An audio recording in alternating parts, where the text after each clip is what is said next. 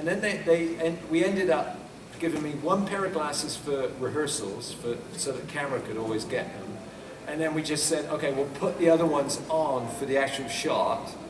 And I'm playing a guy that's half blind anyway, so the fact that I couldn't see, he's a good actor.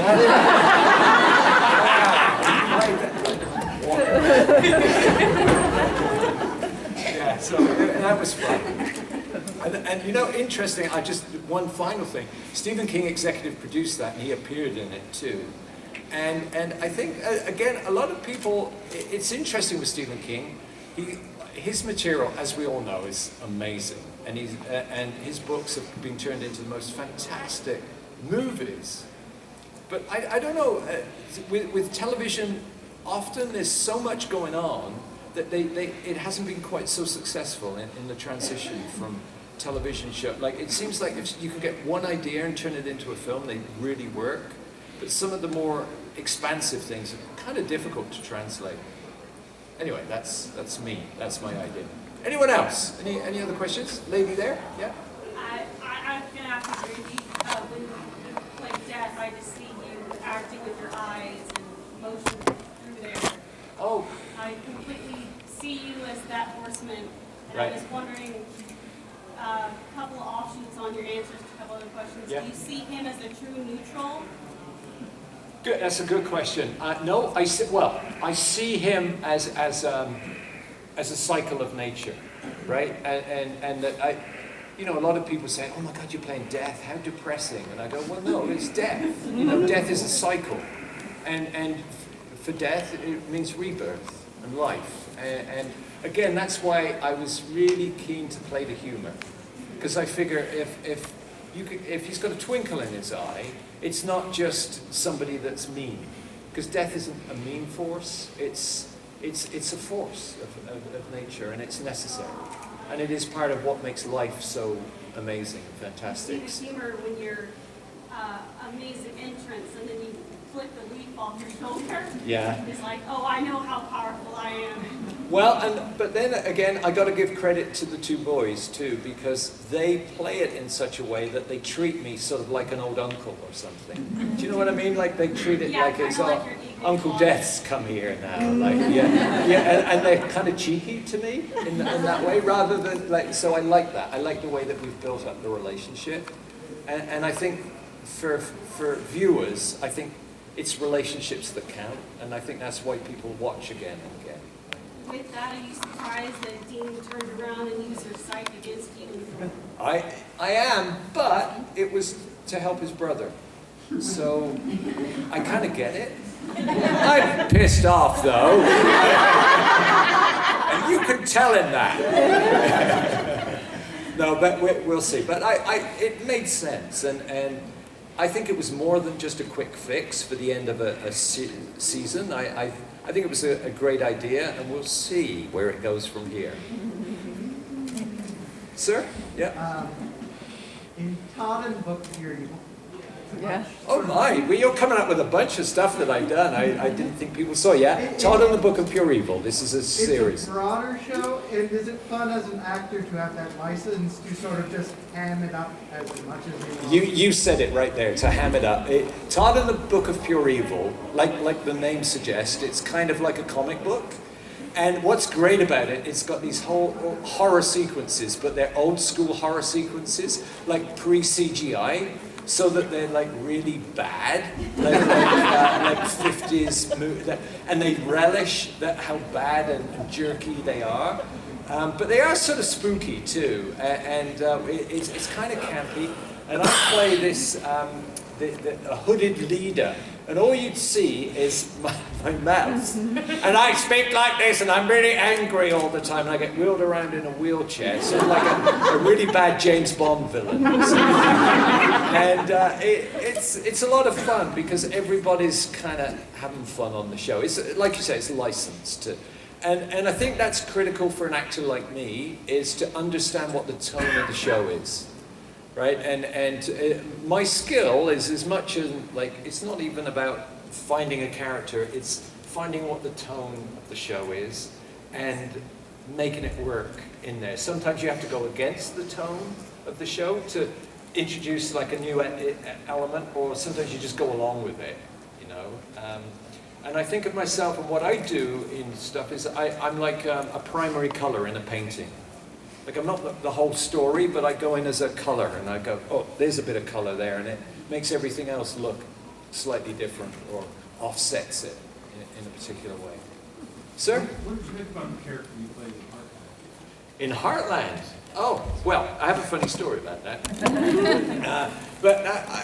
Well, I think it was an interesting character, and I was actually hoping that it might develop. I thought, well, you know, and again, it's exactly the kind of thing that a character like myself, an actor like myself, encounters. You know, somebody writes something, and then, so I play, Heartland is a really beautiful, most of you guys know it, Heartland?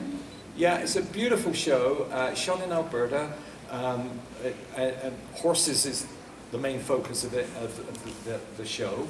I play a rancher, nearby rancher, whose horses are mistreated and are starving. And what we begin to realize is that it's not because I'm cruel, it's because I'm experiencing hard times myself. And so we start to understand my character.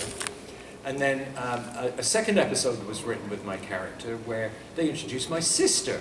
And I thought, oh, this is good. They're beginning to write more characters around me. Okay, so I thought, so maybe this character's going to progress and it will get more interesting. And, you know, when you first play a character in an opening episode, it tends to be a little bit of a thumbnail sketch. You don't tend to have a lot of opportunity to really dig deep. So the more you go on, the more you can do. So I thought, well, this is good. And then I didn't hear anything. And I think we went to another season. And then I was there, and I was at home with my wife. And I said, oh, Heartland's on. I'll turn that on. I haven't seen it for a while. So I turned it on. And at that very second that I turned it on, there was an ambulance. And then it goes to Amber, who is the heroine of the whole show. And she says, it's too bad what happened to Mr. Hanley. That's me in the ambulance. I've died and I didn't even get to act in the show.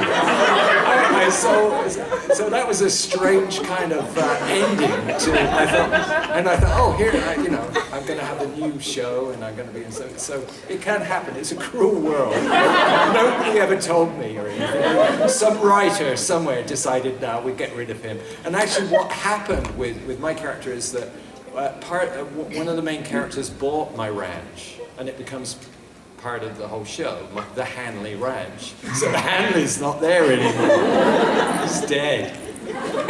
So are a lot of characters that I play. Any other questions? Anything else? Yes? I'm curious about, there's so many shows that are now filmed in Canada, Yep. particularly around Toronto. Is that like a mini Hollywood there? I mean, it must be robust for an actor to live in that market. It is. There's a number of reasons for it. One of them is like there's a big stable of actors there because of the theatre tradition. There's a lot of native actors too that work up there. So for a lot of Western shows, I was talking to my friends over there, the Navajo folks. I've worked with a lot of Ojibwe and a lot of like on a lot of period pieces. I keep popping. Sorry, folks. So there's a big body of talent there. But it's also locations, and it means, and so, like it's very different than LA. So, for instance, we got the North, and it's financial too. I mean, it comes down to if the dollar's cheaper there or there's a tax incentive. I don't understand it, but there are reasons why people shoot in different places, and it's kind of above my head. But that's financial is one of them too. And also co-productions, co-productions between an American producer and a Canadian producer. Let's say 60% of the show will get shot in Toronto, the interiors, and then like Good Will Hunting, for instance, the movie Good Will Hunting. All the interiors were Toronto, and the exteriors were Boston, right? Go figure. But I think it means that funding can come from different sources, right? So that's the sort of stuff that happens. Yes? What type of character you haven't played yet that you'd like to play? Well, I'm lucky because I work in theatre, right? And in theatre, it does give you license to play a lot of very different kinds of characters that go a little bit against stereotype. And I think when you do TV and film, and this goes back to the question that was asked about, you know, which do I prefer? I think theatre is good in that you're not supposed, well, you tend not to play the stereotypes so much. Film and TV, it's a shorthand, you know. If you've got a tall, skinny guy with cheekbones, you got, there's a shorthand, you go, oh, okay, he's going to be trouble. Do you know what I mean? And I don't mind that. We do that. We like, you know, I have a lot of friends who are big, beefy guys and they play cops. And they just wish that they didn't play cops all the time. I'll never play a cop. I'm a wannabe cop. You know, maybe that will be it one day. I'll be a big sort of a detective or something, chasing people. I say, you, stop! You know, and I get it. I get that. But Sherlock, yeah, I guess so. I just enjoy. I don't have. There's not like one secret character that I think, oh, I've always wanted to play that character. A lot of actors do feel that way, but I don't. But it is nice when I play against type. When I do play somebody that you wouldn't quite expect, like a nice guy. Ones that my mum will like. But that's about it. Any others, folks? Sir, yeah? Now, with the success of your part in Supernatural, have you seen more parts being offered to you, or are you just being typecast as death? A little bit. People will go, oh, it's that guy that played death. Yeah, we could get him to, but you know, it goes back to this other question. An actor's life's a funny thing.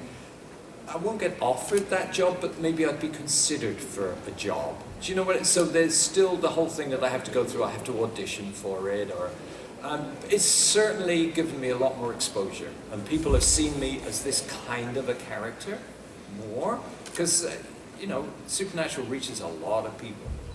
And I have absolutely no regrets on that. But I don't think there's a danger for me of being too typecast.